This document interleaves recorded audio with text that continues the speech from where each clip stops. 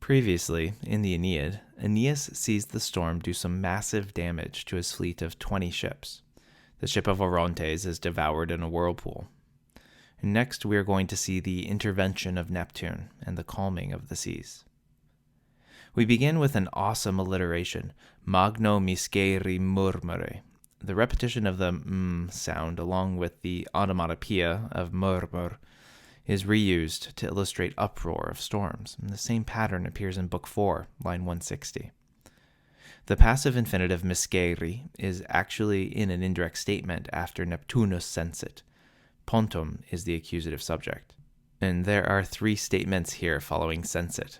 A missam, hiemem, and read an essay that turns a missam into a perfect passive infinitive, and stagna refusa, and also read an essay that turns refusa into a perfect passive infinitive. The graviter commotus describes Neptune, primarily because he's upset that his realm has been disturbed. But Neptune also represents the sea, and the sea here is greatly disturbed. The god and his sphere of influence are inextricably linked. Prospiciens continues to describe Neptune, with alto, over the deep, as an interesting use of the ablative of location or a poetic use of the dative, replacing a prepositional phrase, in altum. The modern commentators seem to be split over this, and in any event, alto prospiciens is translated gazing out over the deep.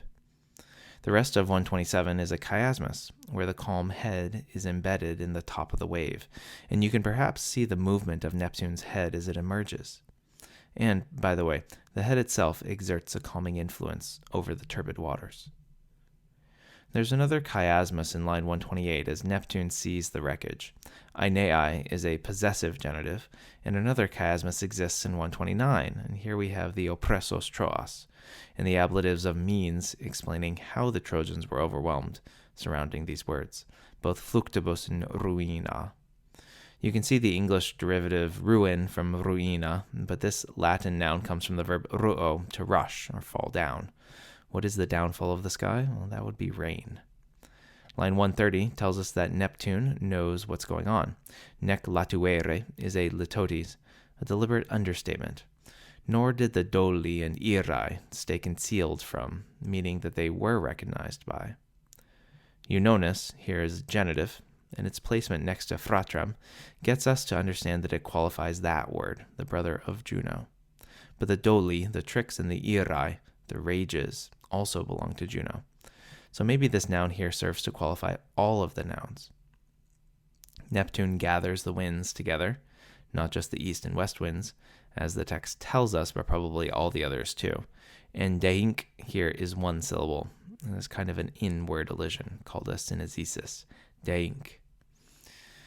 Now begins his rebuke toward the winds. The ne at the end of tanta ne introduces a yes or no question. And this line has a synthesis word order, AB, with tanta modifying fiducia, and the genitives generis and vestri go together. This whole clause is translated, the so great confidence of or in your family. The winds themselves were descended from the Titan Astraeus and the goddess Dawn, Eos. But it's not like these are powerful gods. It's more that the winds thought they were better and more powerful than they actually were. Lines 133 and 134 are dependent on the main verb audatus. Notice that it's second person plural. Neptune is talking to the winds here. The complementary infinitives miscere and tolere follow from this verb. Meos sine numine refers to Neptune's divine power. He's upset that his own sphere of influence, the sea, was upheaved by the deities, the winds, who by all accounts should not have any control in this area. Line 135 begins with the famous quos ego. Neptune starts saying something like, which I, but then he breaks off in emotion, overcome by this emotion and cannot finish his thought. It's called an aposiopesis, and we're left only to imagine. This aposiopesis is so famous, by the way, that this depiction of Neptune calming the stormy seas is sometimes referred to as the quos ego scene. Continuing, praestat is impersonal, it is better, and motos modifies the accusative plural fluctus, a fourth declension noun. Post in 136 is an adverb afterwards, meaning that Neptune first needs to put his world in order before dealing out the punishments.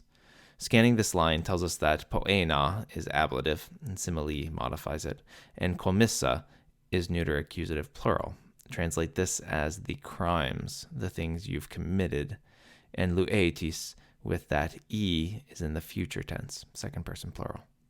A not similar punishment is probably something different from just a verbal scolding. 137 has a couple of plural imperatives, maturate and dicite, with regi vestro, referring to Aeolus, in the dative case.